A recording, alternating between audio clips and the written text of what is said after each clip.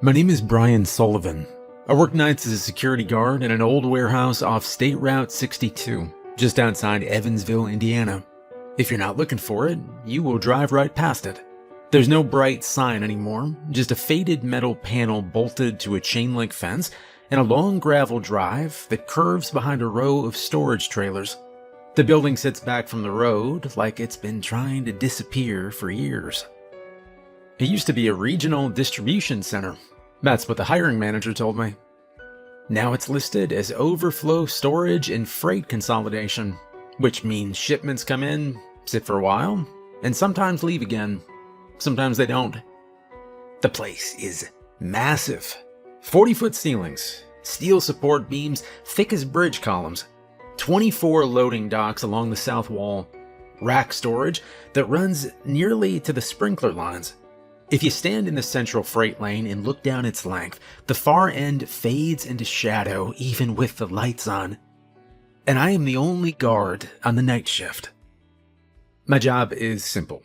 Clock in at 10 p.m. on the dot, check the camera wall, walk in hourly patrol, scan the checkpoint tags mounted to the columns so the systems log my route, reset motion sensors if they false trigger, log anything unusual, stay until 6 a.m. when the day supervisor shows up. It pays better than most security work around here. There's a night differential. There's an isolation bonus. During the interview, the supervisor told me most people don't like working alone in a building that big. I told him it didn't bother me. And I needed the money, you know how it is. I left college during my third term, tuition kept climbing, and my mom's medical bills didn't slow down, so I picked up whatever work I could get. Day shifts were crowded, nights weren't. The warehouse was hiring. The security office sits near the main entrance. Concrete walls, metal desk, little tiny fridge, a wall of monitors showing camera feeds from every aisle, every dock, every corridor. The cameras are older, grainy, slightly delayed, but they cover the building well enough. At least that's what I thought when I started. Well, the first few weeks were quiet.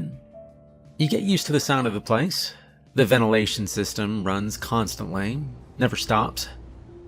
Pipes pop when the temperature shifts. Dock plates settle. Metal racks creak under their own weight. After a while, you learn which noises belong and which don't. There are forklifts parked in charging bays along the east wall. None of them are scheduled to operate overnight.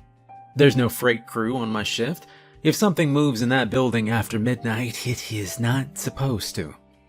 Most of what we store now, well, it's sealed inventory. Pallets wrapped tight in plastic, cardboard cartons stacked in clean grids, wooden crates stamped with routing codes. Some of it looks new. Some of it looks like it hasn't moved in years. And then there are the big ones. The first time I saw one of the oversized crates, I stopped walking. It was sitting in the central freight lane, wrapped in black plastic, reinforced with steel brackets at every corner. 15 feet long, 8 feet high. It took up nearly half the lane by itself. The barcode label had a routing number, but no description of what was inside. There were more like it, stacked higher up in the racks, balanced in places forklifts shouldn't be able to reach. I checked the equipment list. The forklifts on site aren't rated to lift that kind of weight at that height. There's no crane system, no overhead hoist, no heavy lift rig parked anywhere in the yard. I figured day shift brought in outside equipment when needed. Wasn't my concern. Still, I started noticing something.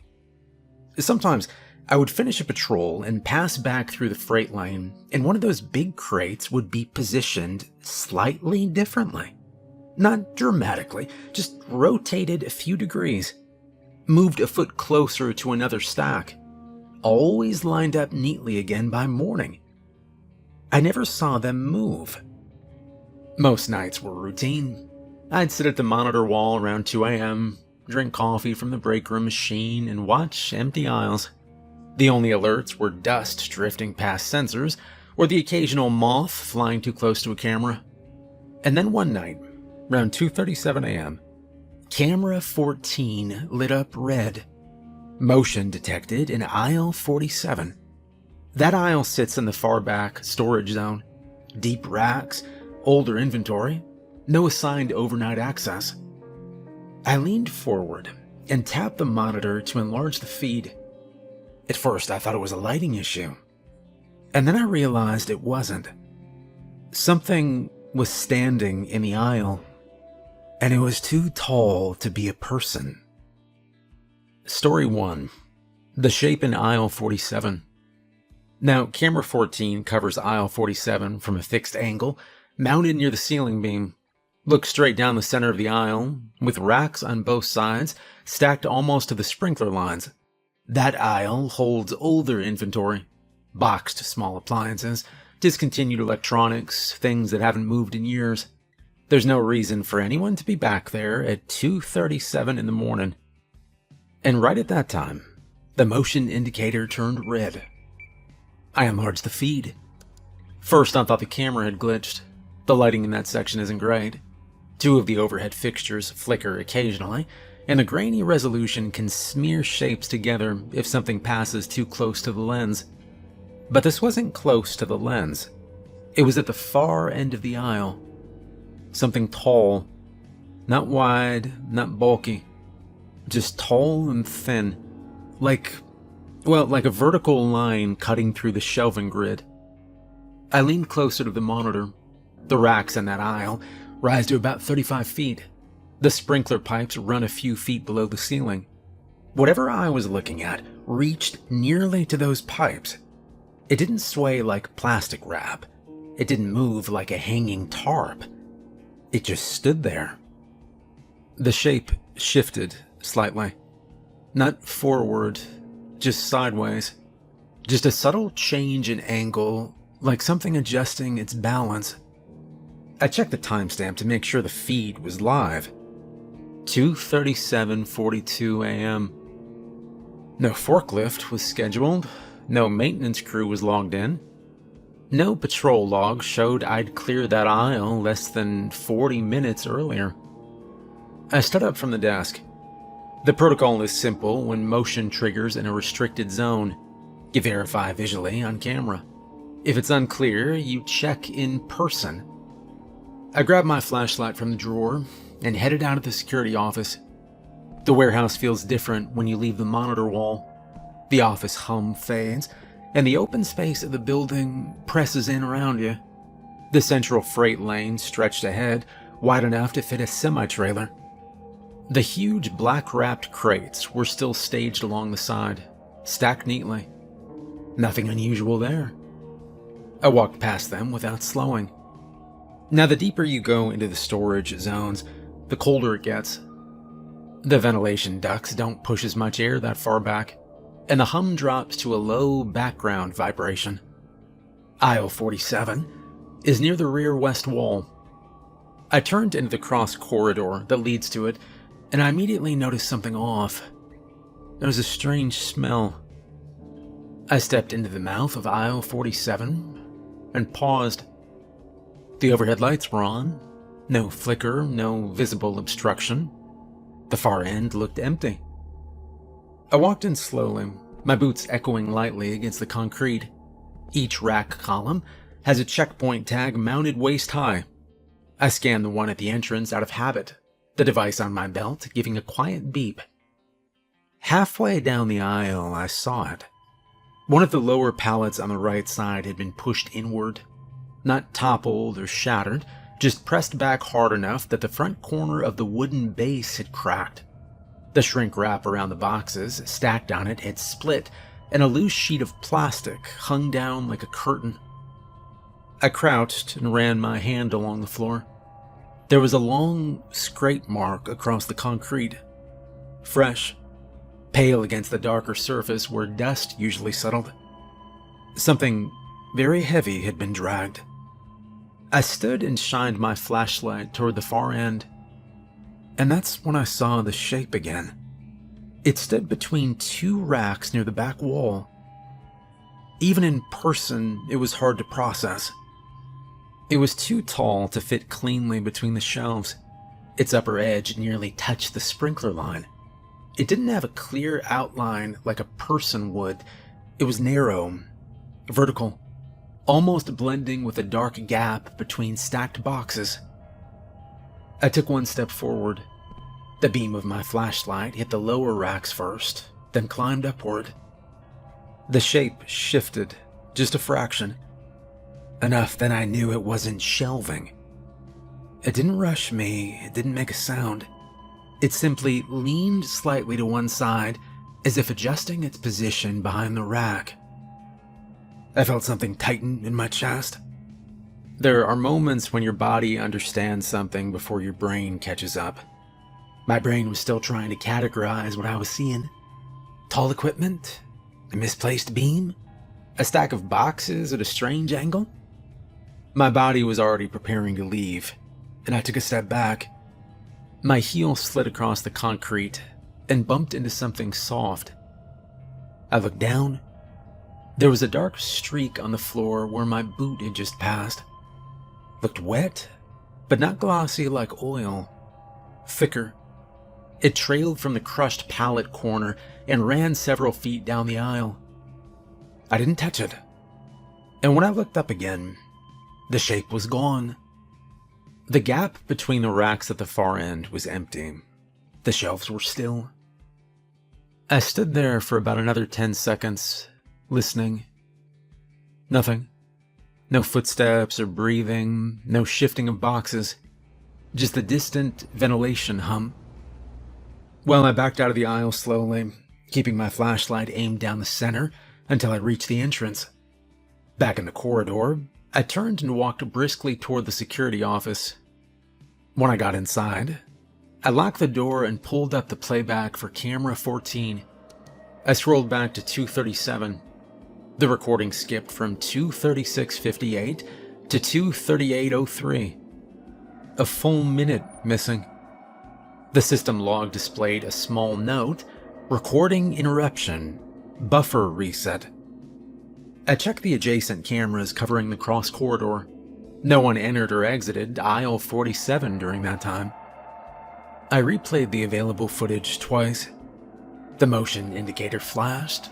The frame showed the tall vertical shape, and then it cut forward in time. I leaned back in my chair and I stared at the monitors. Well, at 4 a.m. I ran another patrol, and I did not go into aisle 47. From the cross corridor, I could see part of it. The crushed pallet was still there. The split plastic wrap hung loosely.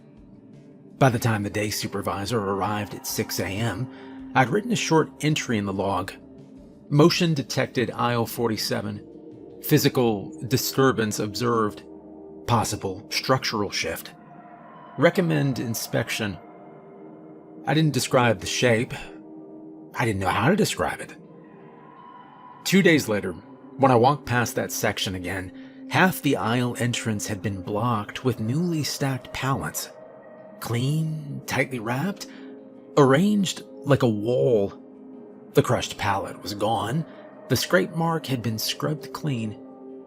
Camera 14 was still active, but the angle had been adjusted slightly, so the far end of the aisle was no longer fully visible. I didn't mention it again. Aisle 47 is still on my patrol route. I just don't walk all the way down it anymore. Story 2. The dock that pushed back. The loading docks line the south wall of the warehouse. 24 bays, each with a rolling steel door, rubber bumpers, and a dock plate that bridges the gap between trailer and floor. During the day, it is loud back there. Engines idling, forklifts whining, radios going off. At night, it's empty. No trucks are scheduled between 10 p.m. and 6 a.m. The system shows all dock doors sealed and chained from the inside. The exterior yard is fenced with a locked gate. If something moves at a dock overnight, it's either an animal or a malfunction. At 3:11 a.m., Dock 6 triggered. The alert popped up on the monitor wall. Unauthorized door movement. I enlarged the camera feed. Door 6 looked normal at first. The rolling door was down. The rubber bumpers were in place. No headlights outside. No trailer backed in. And then the bottom edge of the door lifted. Not high, maybe an inch. It dropped. Lifted again. The steel flexed slightly in the middle, like pressure was being applied from underneath. I checked the exterior camera covering the yard. Empty. No truck, no vehicle lights on the access road. I checked the access log. No badge scan, no code entry. The door lifted again. This time it stayed up for 2 full seconds before settling back down. I stood up from the desk. The rule for dock alarms is simple. Verify visually. If it's mechanical, reset. If it's unauthorized access, call it in. I grabbed my flashlight and headed down the central freight lane toward the dock corridor. The air near the docks always smells faintly like oil and rubber. The concrete there is smoother from years of pallet traffic. The overhead lights are spaced farther apart, leaving darker pockets between bays. As I approached Dock 6, I could hear a faint metallic creak. The bottom edge of the rolling door was lifting again. Slowly. Just enough to create a narrow black gap between steel and concrete. And then it dropped. I stopped about 20 feet away. There was no sound of an engine outside. No voices. No wind strong enough to cause that kind of movement. The door lifted again. And this time, something pressed upward hard enough that the center of the steel bowed slightly. I took another step closer. The gap widened to maybe 3 inches. And something dark filled it. I saw a streak under the rubber seal to the right of the door, dark and wet, running along the concrete toward the drain channel. I aimed my flashlight at the bottom seam. The beam hit fabric first, gray material scraping against the inside of the door, and then a patch of reflective striping, like the kind stitched onto warehouse safety vest. The door lifted higher, 5 inches now, enough for something underneath to shift. I heard a wet, sliding sound against the dock plate. The steel flexed again, more violently this time. I felt it through the concrete. Whatever was under that door was not small. The pressure increased. The rolling door tracks rattled in their guides. The steel plate that bridges the dock gap vibrated. For a second, the door lifted high enough that I could see past the rubber seal. There was a shoulder there, too broad for the opening. The fabric stretched tight over something massive, and above it, just for a moment, I saw skin, pale in the beam of my flashlight, streaked with something dark. The door slammed back as if the pressure had shifted. The steel bounced once in its tracks. The bottom edge lifted again immediately, higher this time. I didn't wait. The emergency drop switch for each dock is mounted on the side wall in a red housing. It forces the rolling door to descend under full motor power regardless of obstruction. I ran the last few steps and hit it. The motor engaged with a heavy mechanical grind. The door dropped fast. Whatever was under it pushed upward once more. The steel bowed, and then the full weight of the door came down. There was a sound like thick metal hitting something solid. The impact shook the frame hard enough that dust fell from the overhead beam. The door settled, and silence. No more pressure from underneath, no more lifting, just the hum of the motor winding down. I stood there, breathing hard, staring at the bottom seam. A thin line of dark liquid seeped out from beneath the edge of the door and ran toward the drain channel. It didn't pool for long. Within seconds, it slowed. I waited a full minute before moving, and then I stepped closer and crouched, keeping my body angled away from the center of the door. The rubber seal hung straight, no visible deformation. I pressed the manual override to raise the door slowly. It rolled up in a controlled motion. The dock plate was empty. No body or equipment or obstruction. Just a smear on the steel surface and a faint streak across the concrete. I stepped out of the dock plate and I shined the light outward into the yard. Empty asphalt, chain link fence intact, gate closed, no vehicle tracks on the gravel access road. Well, I walked the perimeter of the dock area, checking the bumpers and sidewalls. There were fresh gouge marks in the steel left of the door frame, deep enough to cut through paint, not wide enough to be forklift forks. Too vertical, like something had gripped the edge and pulled. I returned to the security office and pulled up the footage. Camera 6 showed the door lifting, and then at 3:12:18 a.m., the feed froze. At 3:13:04 a.m., it resumed. Door closed, dock empty. The system log displayed the same note as before: recording interruption, buffer reset. I checked the exterior camera. Showed nothing unusual. I rewound it several times. No truck approach, no vehicle left. The yard remained still. At 5:45 a.m., I did another walk past Dock 6. The smear on the dock plate was gone. The drain channel looked recently rinsed. The gouge marks on the steel frame were still there. Small, easy to miss unless you were looking for them. When the day supervisor came in, I mentioned that Dock 6 had triggered overnight and that the door motor might need inspection. He made a note on his clipboard. Didn't ask for more details. By that afternoon, a maintenance sticker had been placed on the door housing.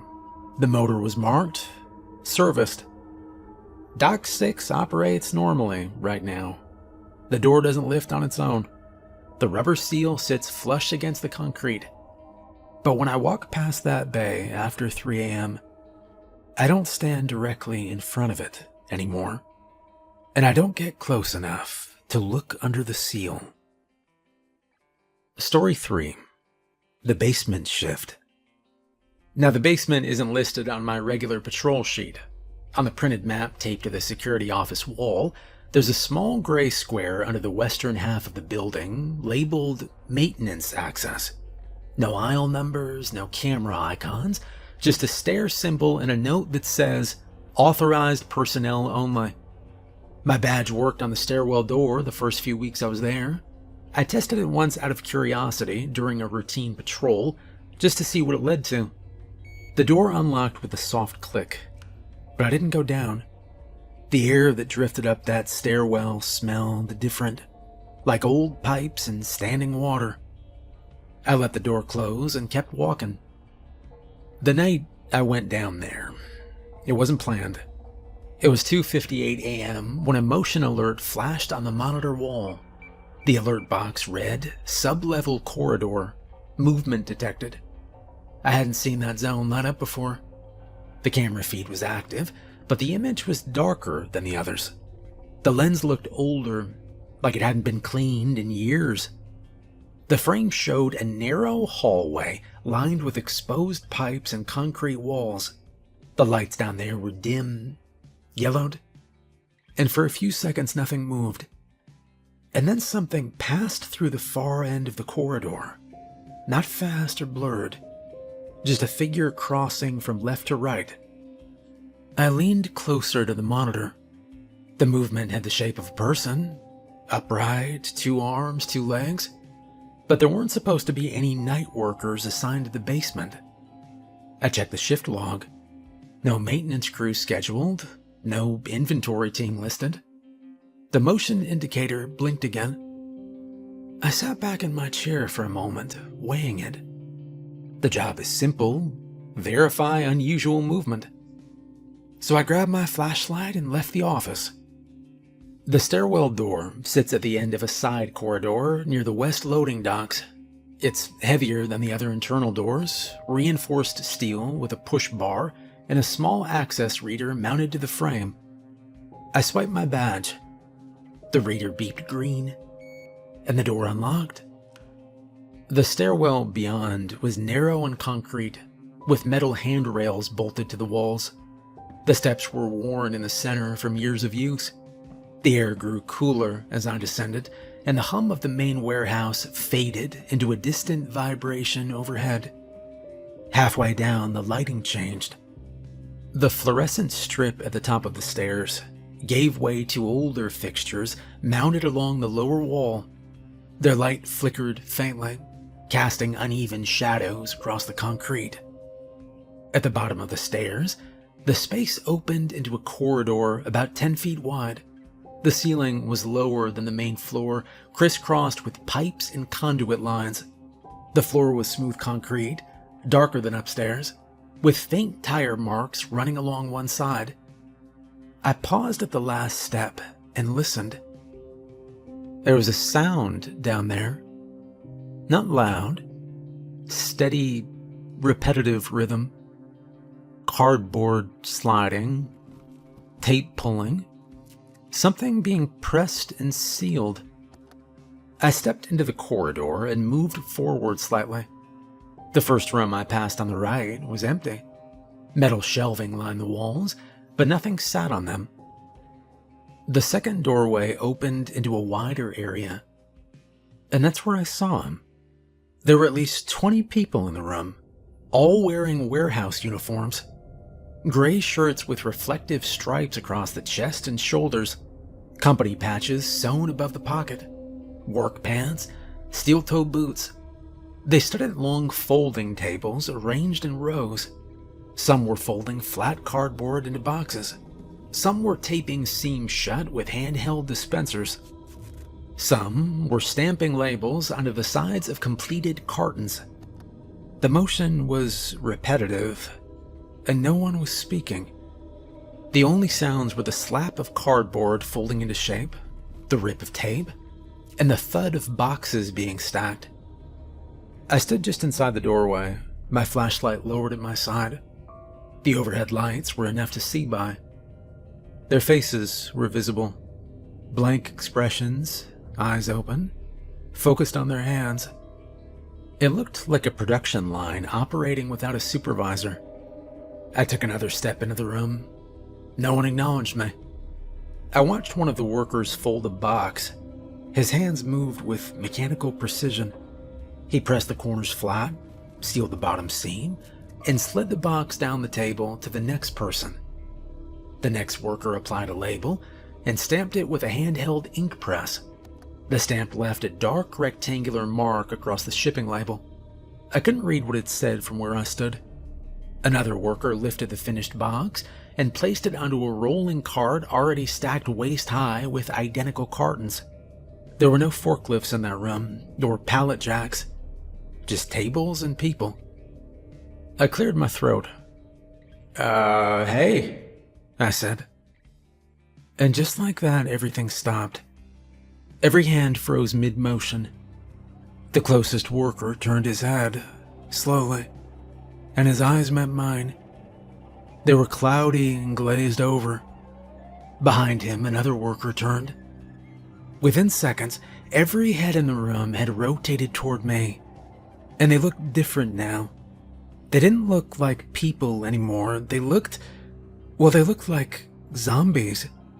Pale skin, dead eyes, body parts at weird angles. I eased backward into the corridor, keeping my eyes on the room. I reached the base of the stairs and placed my hand on the railing. Then as I placed my foot on the first step, I heard the sound start again. Cardboard, tape, stamp pressing. The rhythm resumed as if it never stopped. I climbed the stairs, and at the top I pulled the door shut behind me and I leaned against it for a second. I walked back to the security office and I checked the basement camera feed. The monitors showed the empty corridor. The room with the tables was not covered by any visible camera angle. I scrolled through the list of camera IDs. There were only 2 assigned to the sublevel. Both showed hallways, nothing inside the workroom. I returned to the stairwell door and tried my badge again. It was still unlocked, but I didn't go back down. The next night, when I walked past the stairwell during my patrol, something had changed. A heavy-duty padlock had been installed through the door's handle. A small laminated tag hung from it. Maintenance access restricted. I swiped my badge. The reader flashed red. Access denied. The basement hasn't triggered a motion alarm since, but sometimes, when I'm standing near the west corridor around 3 a.m., I can hear faint sounds through the concrete floor. I can hear those zombie things working down there. Story 4. If a box talks. Now, most nights between 1 and 3 a.m., I rotate through the return shelves near the center of the warehouse. That section holds smaller inventory. Electronics, tools, boxed kitchen appliances, items that came back damaged or unopened and are waiting for reprocessing. It's quieter there than the freight line. The racks aren't as tall, the lighting is brighter. That night had been routine. No dock alarms, no motion alerts. The basement stayed quiet. I'd already completed 2 patrol loops and logged nothing unusual. I was restacking a shelf labeled RMA Hold when I heard it. Hey. It sounded close, like somebody speaking over my shoulder. I turned around immediately. The aisle was empty. I stepped into the cross corridor and checked both directions. Nothing. No footsteps fading away, no movement between racks. I went back to the shelf and continued scanning labels. 10 seconds later, I heard it again. Hey, you. I froze this time. The sound came from lower down. I crouched slowly and turned toward the source.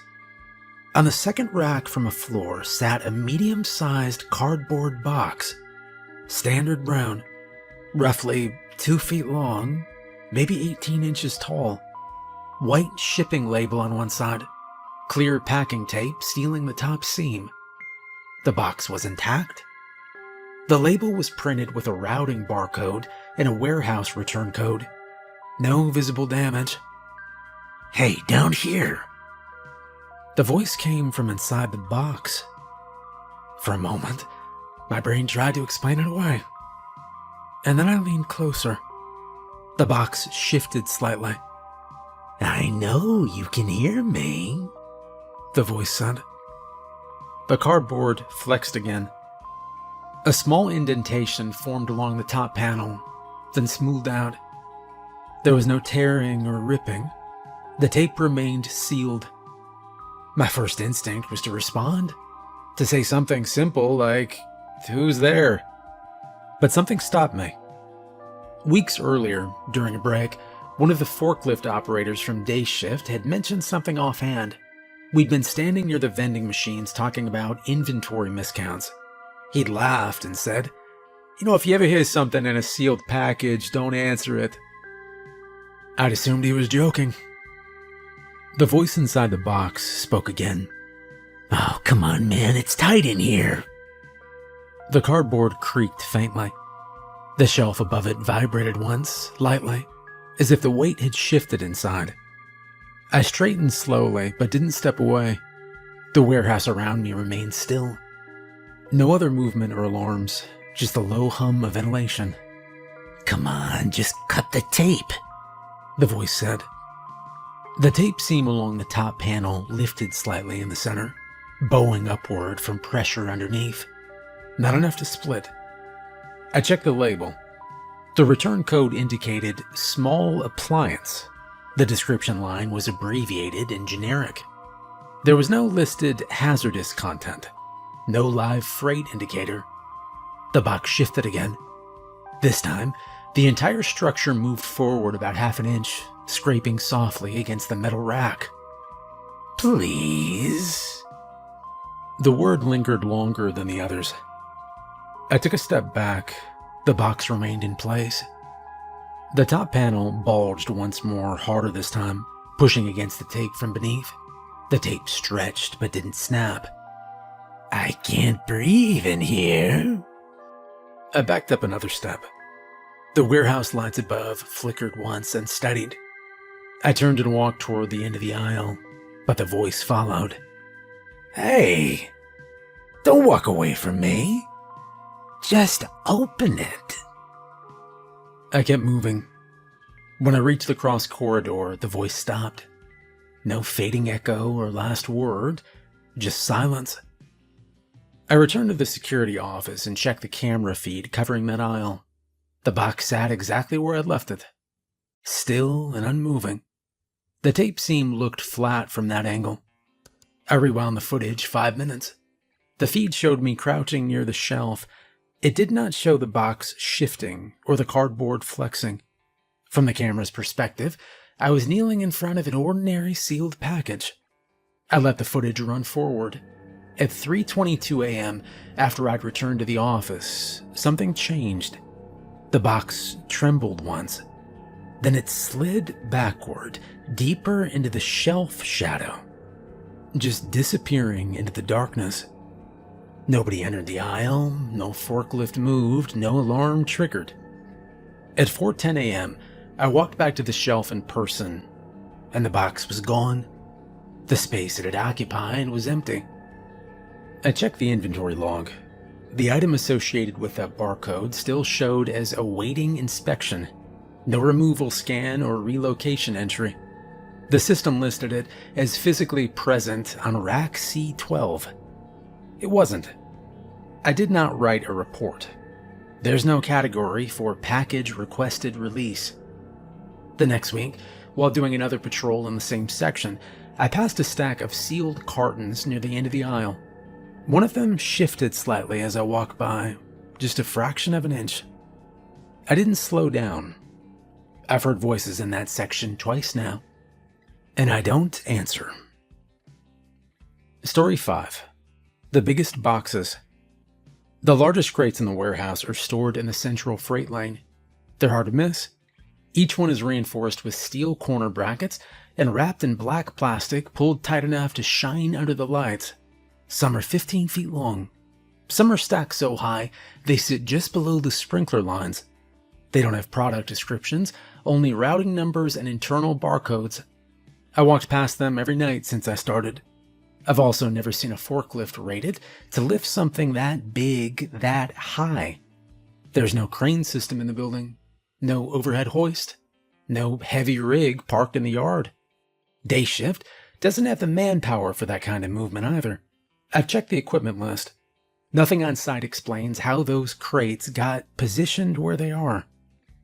Well, I stopped thinking about it after a while. And then one night, just after 3 a.m., the building changed. The ventilation system dropped to a lower hum.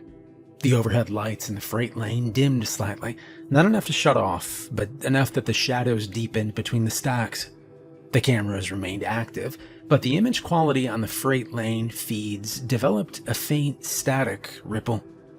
I stepped out of the security office and into the lane to see if a breaker had tripped. The air felt different. I just reached the midpoint of the lane when I heard it. A slow, measured footstep. Not a scuff or scrape. A full step, heavy enough that I felt a faint vibration through the concrete. Another step followed. I moved toward the nearest stack and used it for cover, keeping the black-wrapped crate between me and the sound. The footsteps continued. And then I saw it. It stepped into the open section of the freight lane about 50 feet away. It was at least 20 feet tall. There's no good way to soften that. Its head nearly reached the ceiling beams. The reflective safety vest stretched across its torso. It looked like it was standard warehouse issue, just scaled wrong. The gray uniform shirt was torn at the seams near the shoulders from the size of the frame beneath it. A company badge hung from a clip near its chest, small against the width of it. It was carrying one of the massive crates, both hands wrapped around the sides of it as if it weighed nothing. The crate that had taken up half the lane earlier that evening was now lifted cleanly off the ground, balanced in its grip. The creature moved carefully. It walked the crate to the far end of the lane and set it down with precise alignment next to two others. The concrete gave a low thud when the weight settled, but the stack remained steady. Under the warehouse lights, I could see dark streaks running from its mouth down the front of its uniform. The blood wasn't splashed wildly. It dripped slowly, leaving narrow lines across the gray fabric before hitting the floor. It didn't wipe it away. It turned and walked back toward another crate. Each step was measured. It adjusted its shoulders slightly to avoid hitting a ceiling beam, bending just enough to clear it without looking up. It knew the space. When it reached the next crate, it crouched slightly and gripped the steel brackets. The crate rose smoothly in its hands. I stayed still behind the stack. My flashlight remained off. The creature turned, carrying the crate past my position, and from that distance I could see more detail.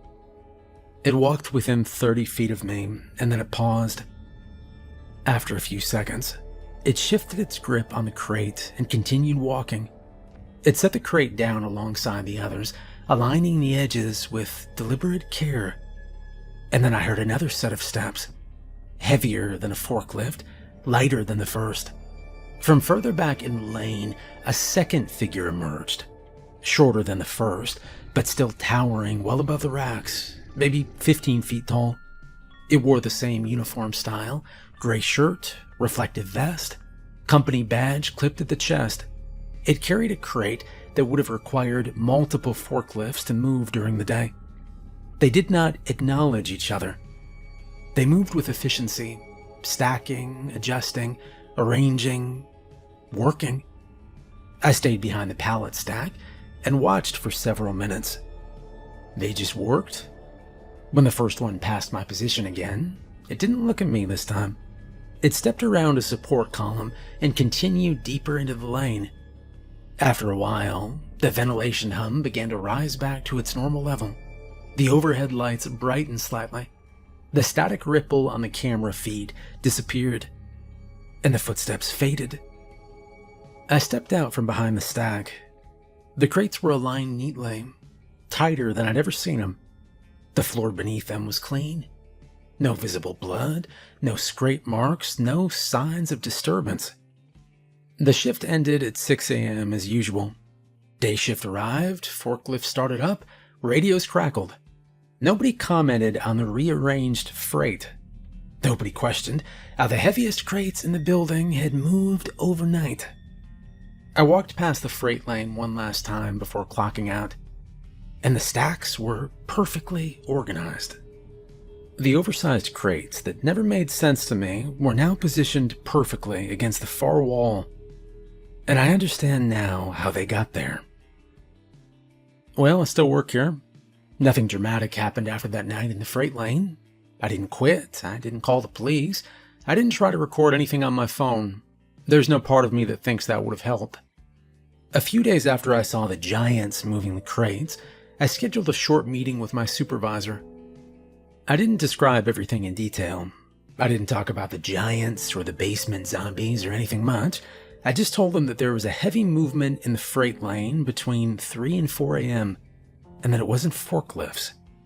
He listened without interrupting. He didn't look surprised. When I finished, he asked just one question.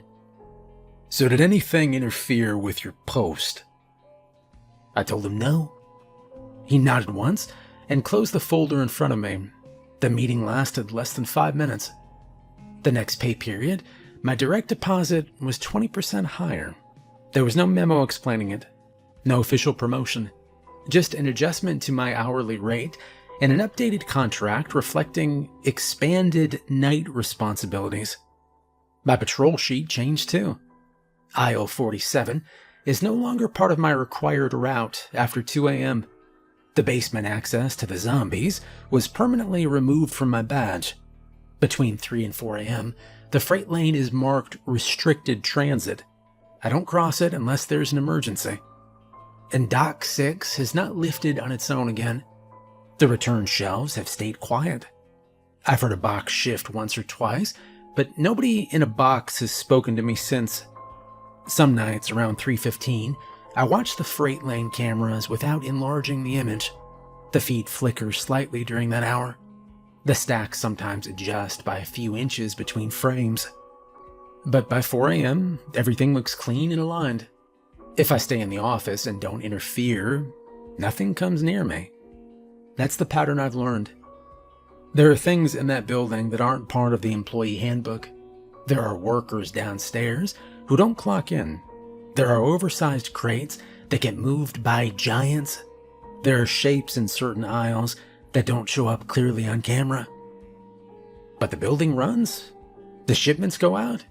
The checks clear every 2 weeks. I scan my checkpoints. I log my patrols. I don't answer voices from sealed boxes. I don't stand in front of dock doors when they move. I don't go into the freight lane between 3 and 4 a.m. As long as I do that, the job stays quiet.